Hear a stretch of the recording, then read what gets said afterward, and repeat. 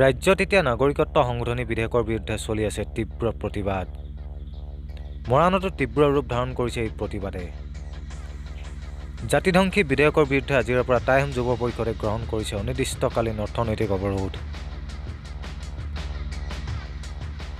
অন্যান্য প্ৰান্তৰ দৰে মৰাণতো সংগঠনটোৰ মৰাণ আঞ্চলিক সমিতিয়ে গ্ৰহণ কৰিছে অৰ্থনৈতিক অৱৰোধ কাৰ্যসূচী।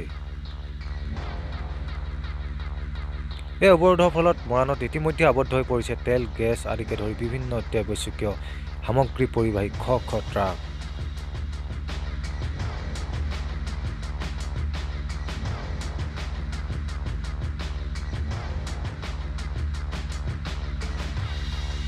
সংগঠনটোৱে লগতে অইল ইণ্ডিয়া কোম্পানীৰো বিভিন্ন কাম কাজ মৰাণত বন্ধ কৰি দিছে।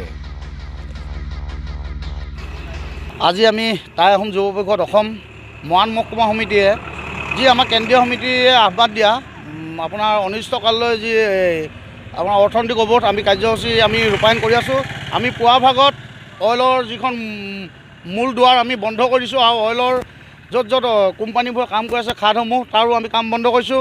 আৰু যেতিয়ালৈকে এই কেবখন বাতিল নহয় তেতিয়ালৈকে আমি এই কাৰ্যসূচী হাতত লৈ যাম আৰু হাতত গাৰ শেষ বিন্দু তেজ থকালৈকে আমি আন্দোলন কৰি যাম। আৰু চৰকাৰখনক আমি ইমান বুজাই থকা স্বত্তেও তেওঁলোকে কিয় জানো আমাৰ অসমখনক মাহীয়ে চকুৰে চাব বিচাৰিছে। আজি নৰেন্দ্ৰ মোদী ডাঙৰীয়াক ক'ব বিচাৰিছোঁ, আপোনালোকে যদি নাগৰিকত্ব সংশোধনী বিলখন যিখন আনিব বিচাৰিছে আপোনালোকে আনক, আপোনালোকে আনি পানি আপোনালোকে গুজৰাটত আপোনালোকে মানুহখিনি ৰাখক, অসমত কিয় দিছে?